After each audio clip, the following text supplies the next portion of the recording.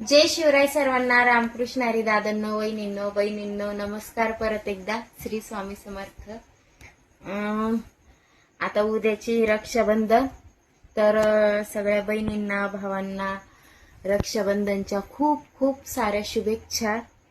तर आजचा आहे रक्षाबंधन विशेष दादांनो. तर मला एकच विचारायचंय सर्वांना, आपण लहान होतो, बहीण भाऊ होतो, समजा छोटे होते, बालपणीचा किस्सा सगळ्यांनाच माहितीये बहीण भावाचा. कारण की बहीण भावाचं कधीच जमत नसतं. तुम्हाला आठवते ना तुमचं बालपण, किती भांडणं करत असणारे तुम्ही सर्वजण. मी पण त्याच्यातूनच निघलेली. कारण की बालपण हे भांडणापासूनच सुरुवात होती. बहीण भाऊ म्हणल्यावर भांडणं सकाळ झाली तर ते भांडणापासूनच सुरुवात होत असते. एकमेकांना मारणं, हाणणं, याचं नाव त्याला सांगणं, त्याचं नाव पप्पा सांगतं, पप्पा म्हणजे आईचं घरात पाय आपडला का लगेच सांगत राहायचं. पण हे भांडण किती काळ टिकत होतं बरं, तुम्ही सांगा. इतकं मारून कुटून अंगाची सातडी काढून तरी आपण संध्याकाळी जेवायच्या टायमाला एकमेकाशिवाय करमत नसायचं. जर भाऊ मामाच्या गावाला गेला तर बहिणीला करमत नसायचं. बहीण जर मावशीच्या गावाला गेली तर भावाला करमत नसायचं. ते भांडण किती भांडत होतो आपण, किती मारा कुठे खेळत होतो, तरी पण आपल्याला एकमेकांशिवाय करमत नव्हतं. तर आता काय झालं बरं, बहिणीचं लग्न झालं, भावाचं लग्न झालं, तर बहीण भावाचे तर भांडणं अजूनही चालू आहे. मी म्हणत नाही, अजूनही चालू आहे. कशा कारणावरून, एखाद्या वेळेस व्यवहारावरून, पैशाच्या, एखाद्या वेळेस हे तिला असं म्हणले ते तू मला बोलतच नाही लग्न झाल्यापासून. पहिले तरी तुम्ही भांडणच करत होते ना, भांडणं करत होते, पण नंतर दोही घेत होते. पहिले काय होतं, कट्टी दोस्ती, दोघे नाही तर कट्टी घे असं होतं. पण कितीक वेळ टिकत होतं ते भांडण, काही क्षणात मिटत होतं. कारण की एकमेकाशिवाय करमतच नव्हतं. आपल्या भावाला जर कोणी शिवी दिली तर बहीण पाठीशी राहायची. बहीण त्या समोरच्याला शिव्या देत होती, समोरच्याला मारत होती. आपल्या बहिणीला जर कोणी बोललं तर भाऊ त्याला जाऊन बोलत होता, मारत होता, असं होतं काही. पण एकमेकांना भांडल्याशिवाय आणि एकमेकांशी बोलल्याशिवाय करमत नव्हतं. पण असं काय चेंज झालं की समजा, तर हे तर मी तुम्हाला सांगते, लग्न झाल्याच्या नंतर भरपूर काय बदल होतो. तो संसारात भाऊही गुंततो, बहीणही गुंतते. पण काहींचे व्यवहारामुळे भांडणं होते, काहींचे समजा काय म्हणतात ना, डोळ्यानं पाहायचं, कानानं ऐकायचं, तर थोडं फार गलत फॅमिली निर्माण होती. तर ह्या दोघांच्या बहीण भावामध्ये चुरा कोणाचा होतो, भाऊजाईचा होतो. कारण की प्रत्येक घरामध्ये नणंद आहे, प्रत्येक घरामध्ये नंदेचा भाऊ आहेच आहे. माझ्या घरात, तुमच्या घरात, इतरांच्या घरात, सगळ्यांच्या घरात मातीच्या चुली आहेत. तर मला एकच म्हणायचंय, लहानपणी तुम्ही भांडणं करत होते तर तुम्ही तुमच्या आई वडिलाला दोषी ठरवत होते का? नाही ना. ठरवत होते का मला सांगा. तर ह्या दोघांच्या बहीण भावाच्या भांडणामध्ये आता ते दोघंही विवाहित झालेले, बहीण सुद्धा विवाहित आहे, भाऊ सुद्धा विवाहित आहे आता. आणि त्याच्यामध्ये आईचा पण खूप सहभाग होतो बरं का. पहिले आई लक्ष देत होती का बहीण भावाच्या भांडणामध्ये? जाऊ दे बाबा, यांचं चालूच राहतं, आता भांडते नंतर गोड होते. तुम्ही जर आईजवळ बहिणीचं गरण घेऊन गेला, पाय ना ग माय, ती बघ ना मालतीनं मला मारलं, आई काय म्हणायचं, हे पाद्र गरण कवर घेऊन येते, जा तुम्ही तिकडच निपटा, तुम्हाला तसंच आहे, आई घेत होती कानावर. मग दोघंही विवाहित झाल्याच्या नंतर आई का सहभाग घेते आणि बहिणीला का राग येतो, भावाला का एवढा राग येतो? कुठंतरी नातं कमजोर होतंय ना आपलं. का होतंय ते?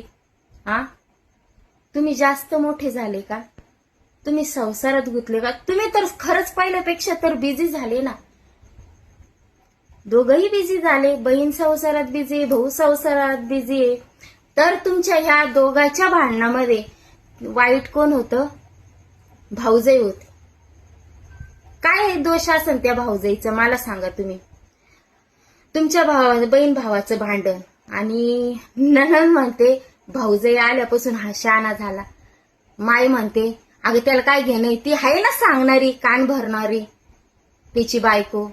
मग त्याच्या अगोदर बायकोच होती का? भांडणं होतच होते तेव्हा तुमचे.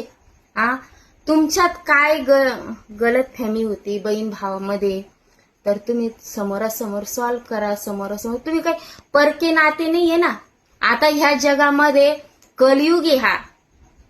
टिकलं तर बाप लेकाचं नातं टिकतं, मायलेक काय म्हणत्या मायलेकीचं नातं टिकतं आणि बाप लेकीचं नातं टिकतं आणि शेवट बहीण भावाचं आणि बहिणीचं आणि भावाचं हे नातं जवळचं आहे जास्त.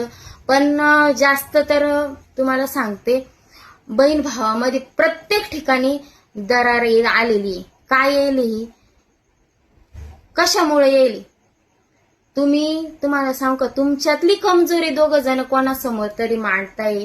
तुम्ही समजा होऊ द्या ना एखाद्या वेळेस तुमचा फोन भावाने उचलला नसन, जाऊ द्या. सुरुवात कुठून होती भांडणाची तुम्हाला सांगू का, मायलेक आहे. मायलेक समजा मायलेकाचे जर भांडणं झाले तर बहिणीने त्याच्यात उडी घ्यायची नाही. डायरेक्ट बहीण छोटी असो का मोठी असो दोघांनी एकमेकाला समजून घ्यायचं. कोणाच्याच भांडणात कोणी उडी घ्यायची नाही. माय बोलला असन तो त्याचा स्वभावच असे. बहीण जरी बोलली असन तर स्वतः समजून घ्यायचं. हा बहिणीचा स्वभावच तसे, ती मला काही दिवसांनी बोल. पण आता ह्या नात्यामध्ये असं झालंय, पुढाकार कोणा घ्यायचा, कोणी अगोदर फोन करायचं. मी कशाला करू त्याला फोन, मला काय गरज पडली. तो असन 1.5 शहाणा, मी त्याच्यापेक्षा शहाणी. मग कोणीतरी प्रयत्न करा. तुमचं झाले भांडणं ना, तर भांडणं झाले तर भांडणं बोलून सुद्धा सॉल्व्ह होतात ना, होता का नाही. सुख दुःख मांडायला माहेरच असतं. माहेर म्हणतात की माहेर हे आई वडील आहे तोपर्यंतच माहेर. का तुम्ही भाऊ भाऊजाई आल्याच्या नंतरच हा टोमणा चालू करता का? तुमचा भाऊ नाही का जिवंत? तुम्ही मनात काहीच आशा ठेवू नका. फक्त माझा भाऊ आणि माझे भावाची लेकरं सुखा समाधानाची तुम्ही अशा गर्वाच्या गोष्टी करू नका एकमेकांसमोर आणि रागीन असं वागू नका.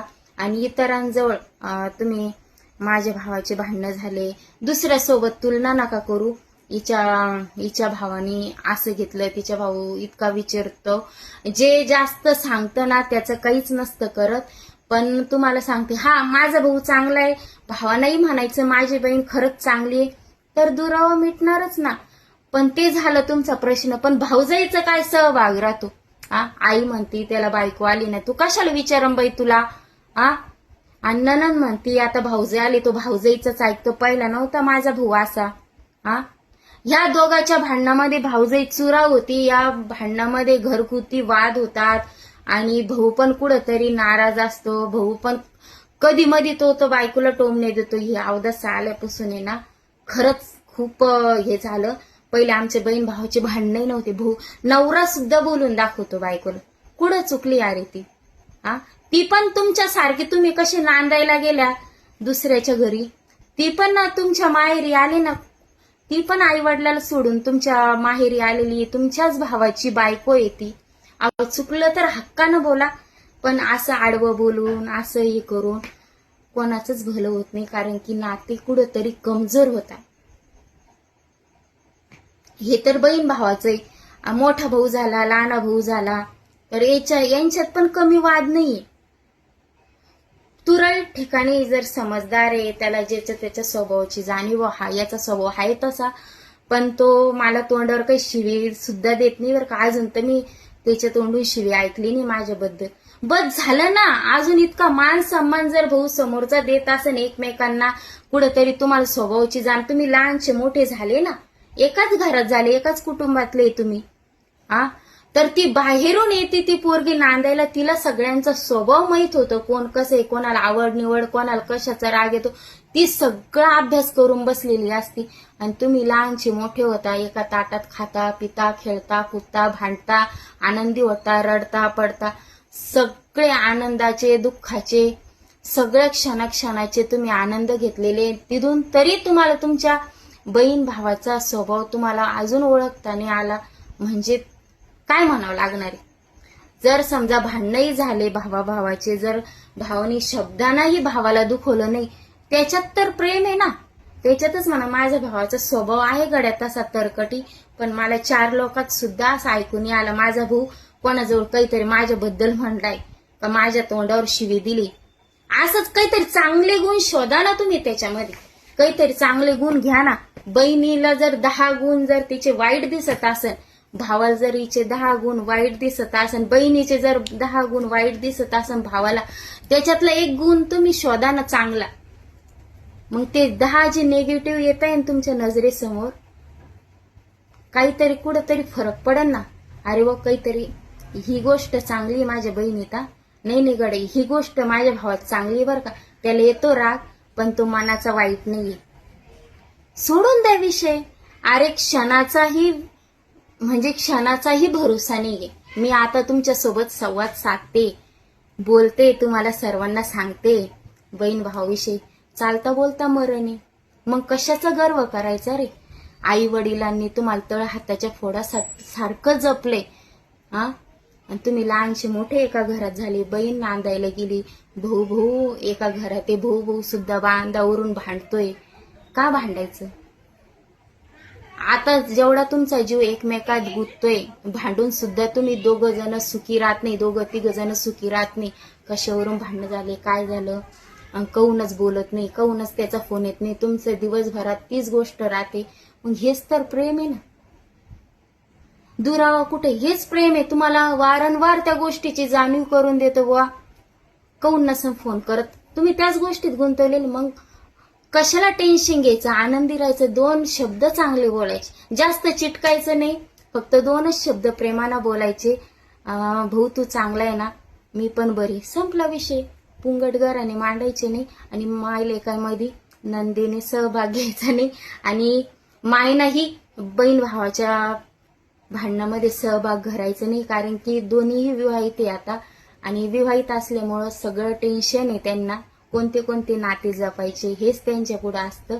तर मला एवढंच म्हणायचे, या बहीण भावाच्या भांडणामध्ये भाऊजाईच गुन्हेगार होती. तर भाऊजाईला कुठंतरी तुम्ही नील करा, कोरा कागद बनवा, एवढंच मला म्हणायचंय. परत एकदा सर्वांना रक्षाबंधनच्या खूप खूप शुभेच्छा. जे रुसलेले असन, फुगलेले असन, त्यांनी गोड व्हा. कारण की क्षणाचाही भरोसा नाही, कधी आपल्याला मरण येईन ते. हे गर्व काढून टाका. गर्व काही कामास नाही, गर्वाची घरं खाली असतात. परत एकदा सर्वांना श्री स्वामी समर्थ, रामकृष्ण हरी.